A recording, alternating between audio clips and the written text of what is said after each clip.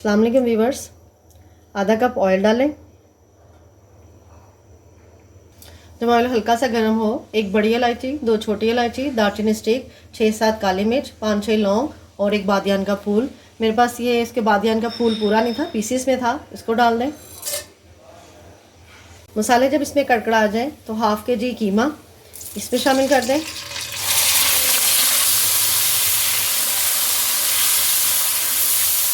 अब कीमे को इसके अंदर अच्छे तरीके से भून लें, इसका कलर चेंज होने तक। से 2 मिनट हो गए, कीमे ने अपना कलर चेंज कर लिया। अब इसमें एक बड़ा प्याज जिसकी मैंने चॉप में कटिंग कर ली है वो डाल दें और अब प्याज को इसमें भून लें।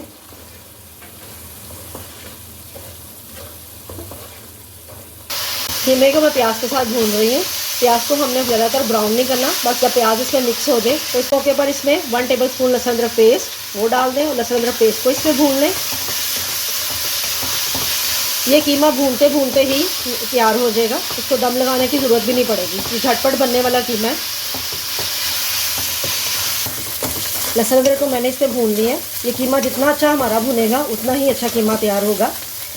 2 मीडियम टमाटर जिसकी मैंने चॉप में कटिंग की है और 2 मोटी वाली मिर्च उसको इसमें शामिल कर दें और साथ ही इसमें कुछ मसाले डाल दें। 1/2 टेबलस्पून नमक, 1 टीस्पून पिसी हुई लाल मिर्च, 1 टीस्पून कश्मीरी लाल मिर्च, 1/2 टीस्पून हल्दी, 1/2 टीस्पून कुटी हुई मिर्च, 1/2 टीस्पून ज़ीरा, स्पून धनिया पाउडर और 1/2 टीस्पून गरम मसाला पिसा हुआ। अब इसको इस मसाले के साथ अच्छे तरीके से भून लें।